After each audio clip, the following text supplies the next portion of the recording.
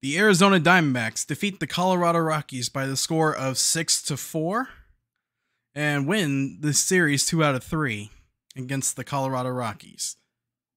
Hello there, I am Michael McDermott from the AZ Snake Pit, and we're recapping game number 107.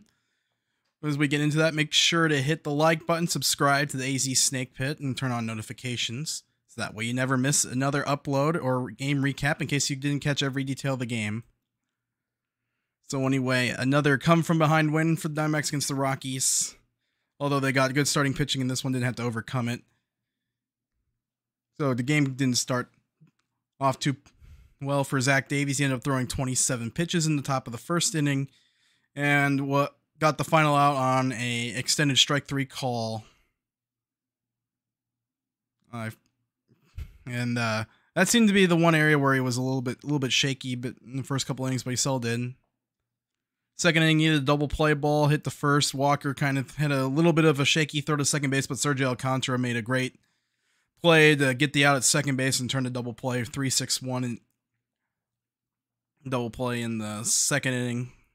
Ended up it was on Jonathan Daza, getting a critical 3-6-1 double play to keep the Rockies off the scoreboard. Davies ended up going 5 innings, 80 pitches, kept the Rockies off the scoreboard for that time. Not necessarily dominant, but got the job done.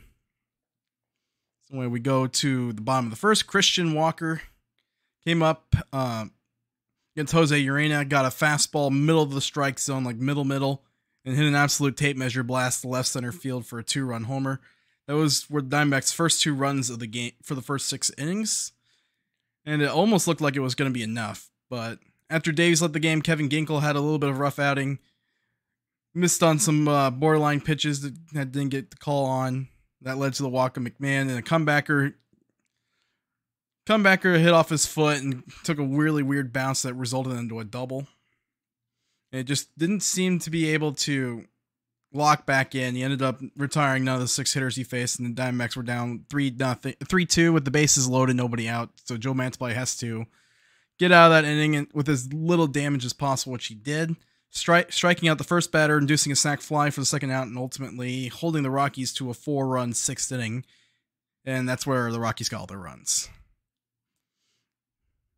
Yeah, that Mantiply being able to contain the damage in that inning ended up turning out to be critical, as the Diamondbacks, like the Rockies last night, ended up scoring in their final 3 innings to take the game, chip away, and go and win.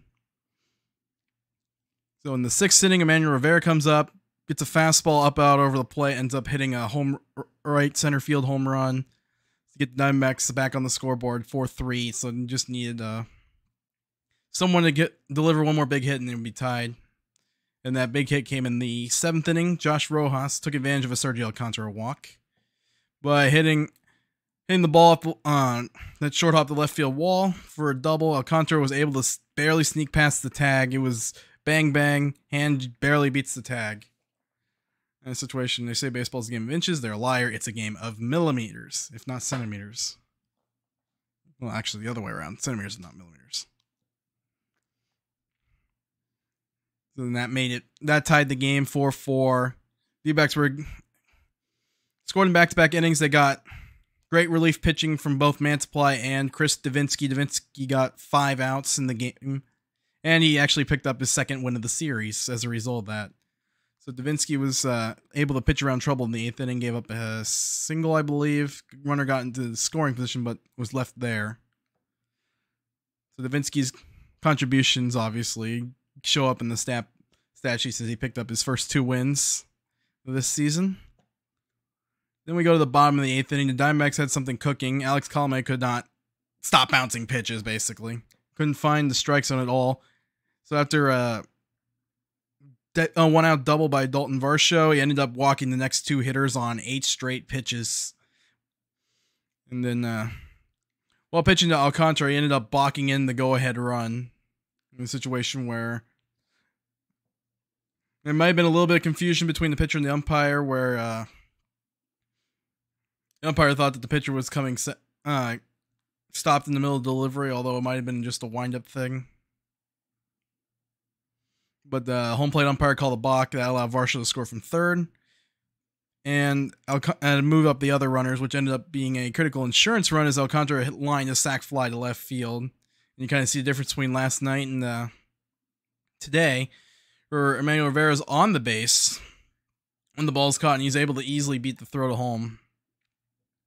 Versus yesterday's base running snafu that cost the D-backs pretty big.